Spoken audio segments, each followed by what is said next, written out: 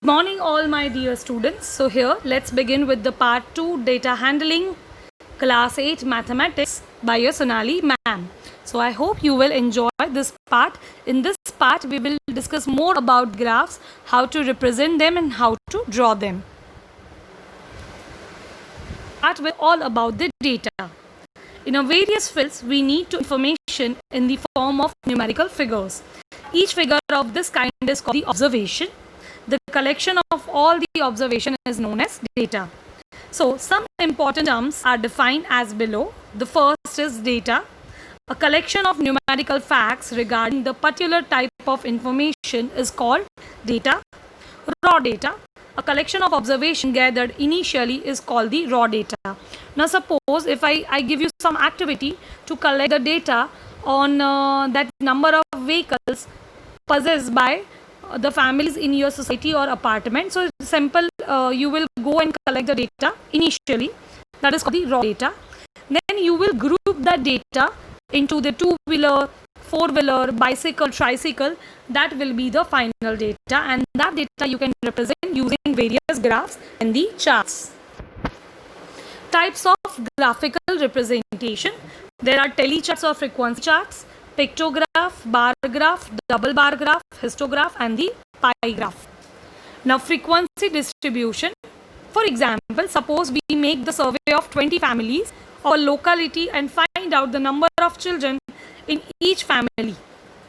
Let the observation be 2 2 3 1 1, 2 3 2 2 1, 2 2 3 1 2 1 1, 3 2 2. Now isn't it very difficult to remember, and we can't figure out any information with this data. So this is raw data. Can we group this data into the frequency table, and we can actually get the information that how many families have only one child, how many families with the two children, how many with the three, or none or more. So that way we can prepare the frequency table using this data. Solution. Arranging the data in ascending order, we get the observation like this, and you can definitely find out that 1 occurs 6 times. That means 6 families have 1 child. 2 occurs 10 times. That means 10 families have 2 children. And 3 occurs 4 times. That means 4 families have 3 children. So that way we can easily analyze the difficult information using frequency table and frequency charts. We say that the frequency of family having 1 child is 6, 2 children is 10 and the 3 children is 4. Thus the frequency distribution table of above data may be presented as given in the next slide. You can see here, as I told you in my introductory video about that always 4 telemarks will be standing line and the fifth telemark will be the slanting line. That is a group of 5. So number of children 1, there were 6 families. So 1 2 3 4, fifth slash and 6. Number of children 2, there are 10. So group of 5 and 5. Number of children 3, you can see the 4 standing line.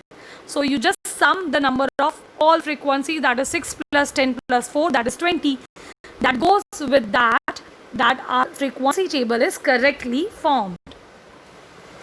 Now let's go with the pictograph. Already I have explained you about the pictograph in my previous slide. Let's solve some example based on that. A pictograph represents the data using pictures or the symbol. Month, January, February, March, and pictograph. Now 6 flowers. That means one picture is equals to 2 flowers. So January is having 3 pictures, that goes with 3 into 2, that is 6 flowers. February is having 4 pictures. One picture is equals to 2, so 4 twos are 8. And March is having 2 pictures, that is 2 twos are 4. So which month possesses the highest number of flowers? You can see here using pictograph, that is February, which is with the 8 flowers. The month with the least number of flowers is March with the 4 flowers. Now, how will you represent the bar graph? A bar graph is a graph that displays the frequency of the numerical distribution of categorical variable, showing the values for each bar next to each other for easy comparison. Now bar graph examples are In June 2005, the US Department of Transportation reported the following data by observing 1,700 motorcyclists nationwide at randomly selected roadways location. Proper helmet, there were 731. Insufficient helmet, 153. No helmet, 816. So total is 1700. Thus, the bar graph of the above data may be presented as given in the next slide. You can see that proper helmet here, y-axis is showing the numbers, x-axis is showing the values. That what we are going to group into. So proper helmet, you can see 731.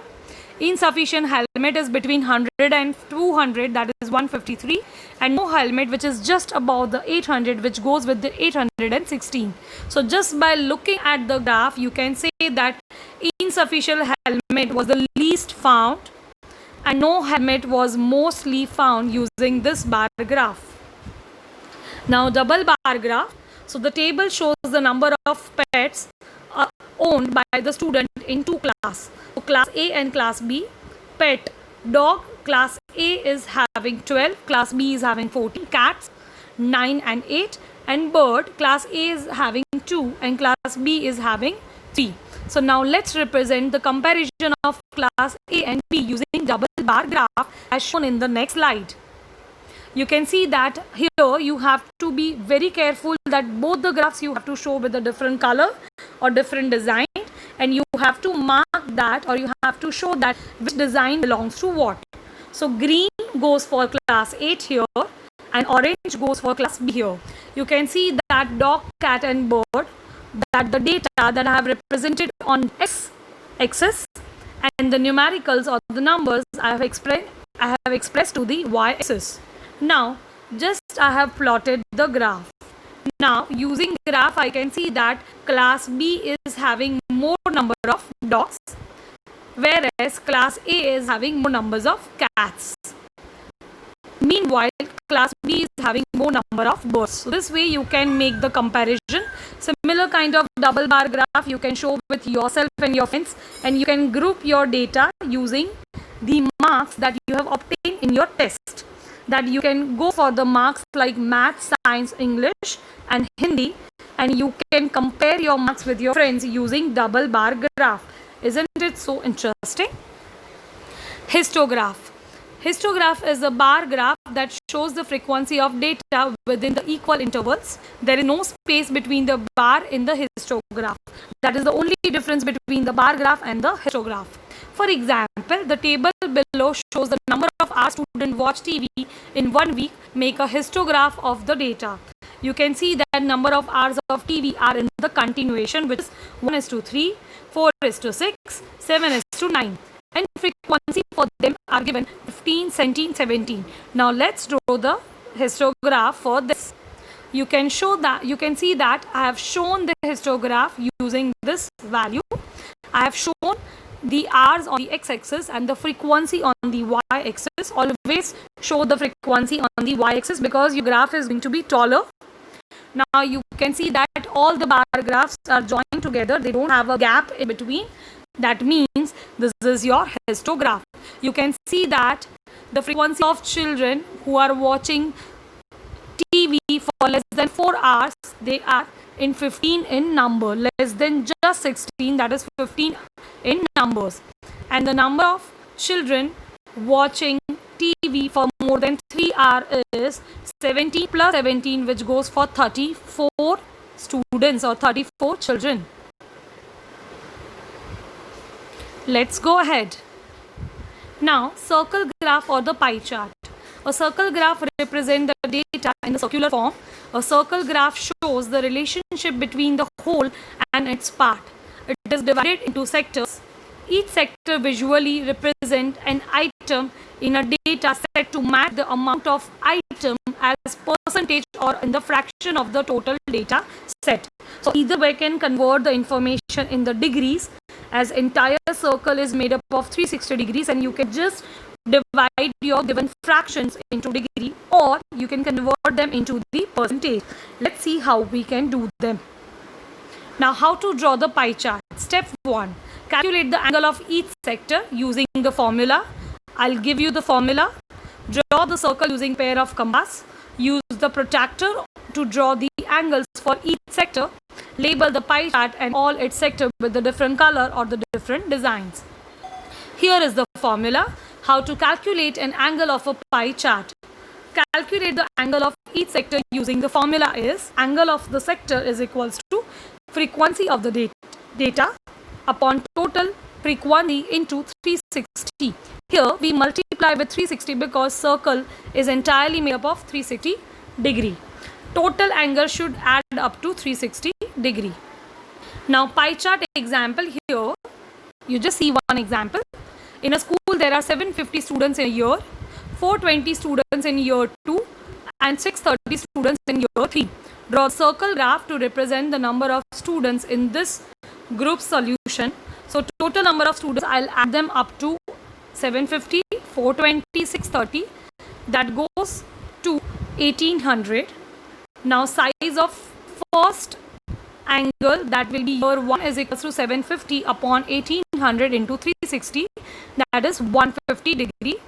Year 2 is 420 divided by 1800 into 360 is equals to 84 degree, and year 3 is the size of angle is equals to 630 upon 1800 into 360 is equals to 126 degree.